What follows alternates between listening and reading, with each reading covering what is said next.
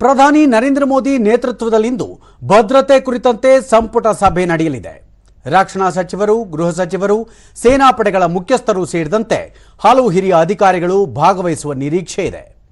Operation Sindoor ಹಾಗೂ ಭಯೋತ್ಪಾದಕರ ವಿರುದ್ಧದ ಇತರೆ ಕಾರ್ಯಾಚರಣೆ ಕುರಿತಂತೆ ಮತ್ತು ಭದ್ರತಾ ವ್ಯವಸ್ಥೆ ಕುರಿತು ಪ್ರಧಾನಿಯವರು ಈ ಸಂದರ್ಭದಲ್ಲಿ ಪರಾಮರ್ಶೆ ನಡೆಸುವ ಸಾಧ್ಯತೆ ಇದೆ.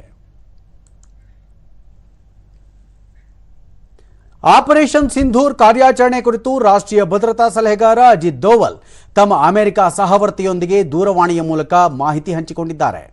ಅಲ್ಲದೆ ಅಮೆರಿಕದ ವಿದೇಶಾಂಗ ಕಾರ್ಯದರ್ಶಿ ಮಾರ್ಕ್ ರೂಬಿಯೋ ಅವರಿಗೂ ಈ ಕುರಿತು ಮಾಹಿತಿ ನೀಡಿದ್ದಾರೆ.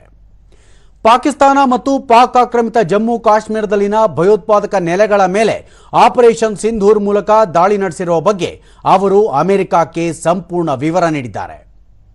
ಈ ನಡುವೆ ಅಮೆರಿಕ ಅಧ್ಯಕ್ಷ ಡೊನಾಲ್ಡ್ ಟ್ರಂಪ್ ಪಾಕಿಸ್ತಾನ ಮತ್ತು ಪಾಕಿಸ್ತಾನ ಆಕ್ರಮಿತ ಕಾಶ್ಮೀರದ ಒಳಗೆ ಭಯೋತ್ಪಾದಕ ಶಿಬಿರಗಳ ಮೇಲೆ ಭಾರತ ನಡೆಸಿದ ವೈಮಾನಿಕ ದಾಳಿಯ ಬಗ್ಗೆ ಪ್ರತಿಕ್ರಿಯಿಸಿ, ಉಭಯ ದೇಶಗಳ ಗಡಿಯಲ್ಲಿ ಏನಾದರೂ ಸಂಭವಿಸಲಿದೆ ಎಂದು ಜನರಿಗೆ ತಿಳಿದಿದೆ ಎಂದು ಹೇಳಿದ್ದಾರೆ.